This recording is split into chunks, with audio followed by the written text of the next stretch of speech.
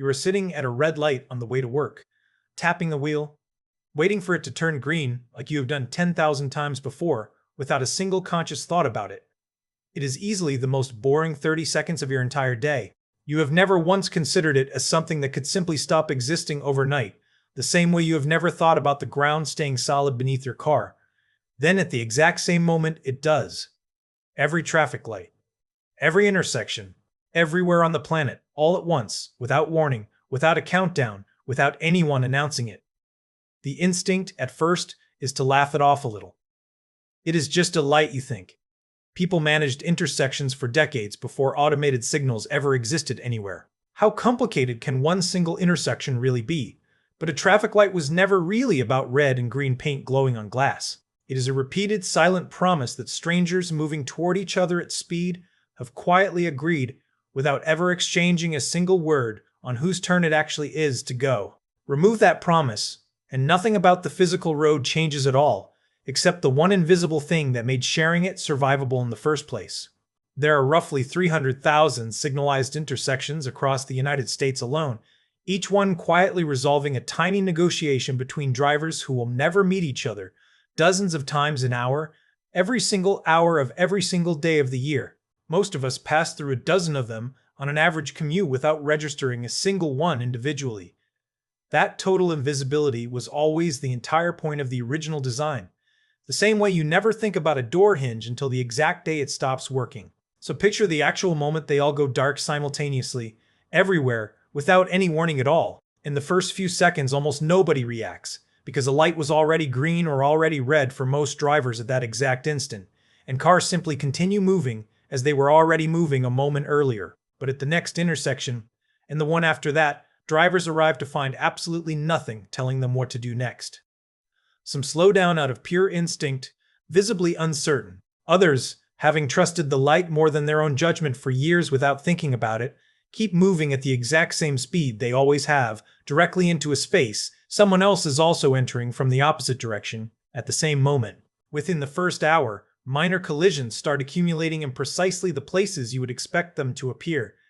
Busy four-way intersections downtown, highway on ramps, anywhere. Traffic volume was already heavy before any of this even started. Not necessarily catastrophic pileups, but the smaller, grinding kind of impact that happens whenever two drivers both quietly assume the other one is obviously going to stop first. An assumption that used to be handled by a piece of colored glass and now has to be handled by two strangers guessing correctly at the exact same moment, with no time to think it through. Here's something actually worth pausing on for a second, rather than skimming past it entirely. Picture the single most chaotic intersection along your regular daily route, the one you already dread a little every single time you approach it in traffic. Now imagine that same intersection with absolutely no light at all, during evening rush hour, full of drivers who have never once had to negotiate it themselves without help.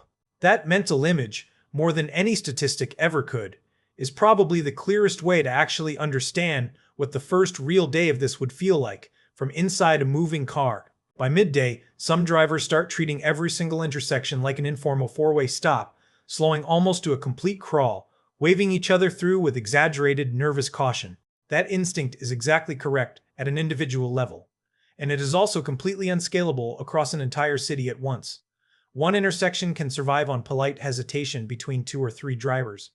A city of millions cannot survive on that same hesitation. Multiply it across every junction in a major metro area, and you get something close to total gridlock, not from aggressive driving, but from the opposite problem entirely. Too much uncertainty, repeated constantly, at every single corner in every direction, compounding block by block until entire neighborhoods are simply frozen. Emergency vehicles face an entirely new category of delay almost immediately, and it is the kind that actually matters.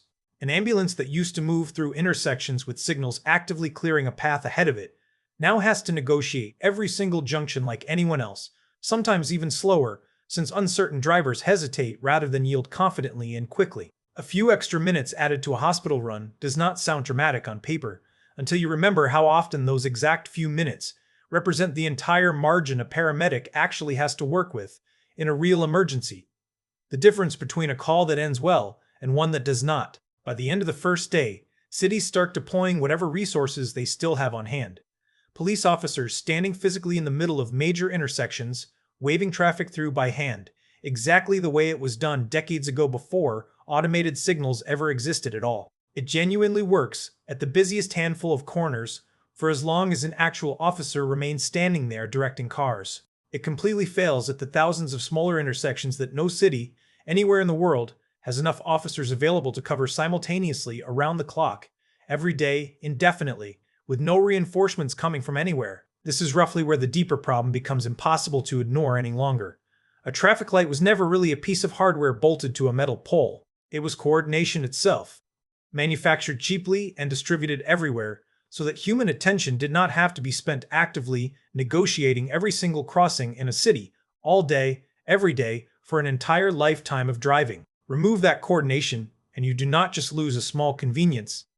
You lose the exact mechanism that let millions of strangers share the same roads, without consciously choosing to trust one another every few seconds of every single trip.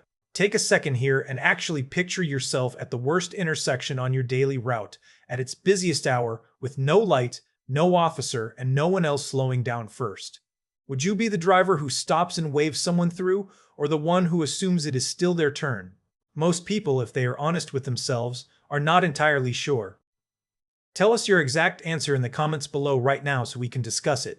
That small uncertainty, multiplied across millions of drivers doing the same math at the same time, is exactly what a functioning signal used to erase without anyone ever thanking it for the work. Within the first week, some cities try painting temporary stop lines at every major junction, a blunt but genuinely functional substitute for the real thing. It helps, but a stop sign demands that a driver actually stop completely and look both ways, and after decades of following colored lights instead, that older habit does not return instantly for everyone behind the wheel. Rural intersections, largely ignored by this crisis at first, since they carry far less daily traffic overall, start seeing more incidents too, especially anywhere visibility was already poor before any of this ever began. A curve in the road or a line of trees that used to matter far less when a light told everyone exactly when to move. Freight slows first, and it slows the worst of anything. A delivery truck that used to move steadily through a city now stops and negotiates cautiously at every single corner along its route, and multiplied across an entire day's worth of deliveries, that adds real time, real fuel, and real cost that a tight supply chain simply was not budgeted to absorb. In the first place, businesses running on narrow margins feel this within days, not months, and the effect ripples outward into everything those trucks were carrying, from groceries to medical supplies to packages sitting in warehouses waiting for a route that now takes 3 times as long as it used to. Insurance companies move fast, because suddenly every single claim arrives with a genuinely difficult question attached to it. Who actually had the right-of-way at an intersection with no signal, no stop sign installed yet, and 2 completely conflicting driver accounts of what happened? Courts and claims adjusters face a sudden wave of disputes that used to be settled instantly and silently by a light simply turning one color instead of another a few seconds earlier. Entire legal categories that assumed a functioning signal now have to be rewritten, sometimes case by case, argument by argument, with no clear precedent to fall back on. Some neighborhoods adapt with real, surprising ingenuity during this stretch of time. Residents organize informal volunteer crossing guards at corners near local schools every morning, standing exactly where a signal used to stand, doing by hand what a small box on a pole used to do automatically. Community groups paint temporary priority lines using whatever materials they can find on short notice. Drivers, over a few genuinely exhausting weeks, slowly relearn the older habit of actually making eye contact with another driver before proceeding through a junction, something the light had quietly made unnecessary for most people across their entire driving lives up to that point. But relearning takes real time, and cities in the middle of an active crisis rarely have much of that time to spare. Within a month, most major metro areas have installed some combination of temporary signage, officer-directed intersections during peak commuting hours, and painted priority rules. They are essentially rebuilding a cruder, slower, far more labor-intensive version of the exact automated system that disappeared in the first place without warning, at enormous cost, using people where a machine used to work quietly for free. Think about the massive economic cost of millions of workers arriving exhausted and frustrated, drained by a morning drive that used to be a passive, automatic experience. The mental toll compounds rapidly, spreading into every workplace. Furthermore, The sheer physical infrastructure required to permanently replace the missing automated signals would take incredible financial resources, bankrupting many smaller municipalities who already struggle with their basic daily budgets. They would be forced to permanently raise local taxes or aggressively cut other vital public services like community parks and public libraries just to afford enough traffic officers and painted signs to keep the roads barely functional. This invisible tax on time and money perfectly illustrates the absolute necessity of the system we suddenly lost. It powerfully reminds us that modern civilization relies deeply on these silent, tireless machines. Without them, our rapid mobility collapses into slow, anxious crawling. We are completely dependent on these hidden agreements. We absolutely need them to survive the modern world. This vulnerability is something most city planners actively worry about behind closed doors, though they rarely admit it to the general public during normal times. The fragility is very real. The danger is truly constant. It is always there, waiting just beneath the surface of our daily routines. Every single time you safely cross an intersection, you are participating in an unspoken social contract that miraculously holds our entire complex society together. When that contract breaks, everything else stops moving too. There are a few unexpected upsides tucked inside all this disruption, worth naming honestly rather than glossing over. Slower intersections, out of sheer necessity, mean lower average vehicle speeds across dense areas, and lower speeds generally mean fewer serious injuries, even as minor fender benders tick upward overall. Some cities discover, almost by accident, that certain intersections never actually needed a full automated signal to begin with, and could remain simple, stock-controlled crossings permanently, long after the original crisis has fully passed and been forgotten by almost everyone who lived through it, filed away as one more strange chapter in the city's history. But nobody stuck for 40 minutes negotiating a single four-way crossing during evening rush hour would call any of that comforting in the actual moment they are living through it, behind the wheel.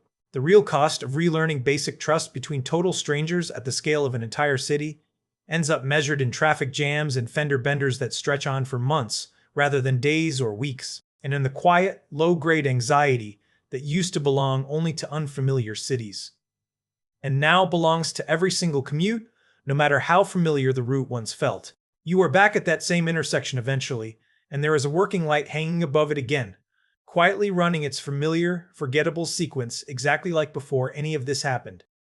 Nothing about the physical road itself ever actually changed throughout any part of this ordeal. What disappeared for a while was the one small thing that used to let you stop looking every single driver directly in the eye and just trust a colored light instead without ever thinking twice about it. A traffic light was never really about controlling cars on a road. It was thousands of tiny, invisible agreements between total strangers, quietly renewed every few seconds without anyone noticing, so that none of you ever had to negotiate any of it for yourselves.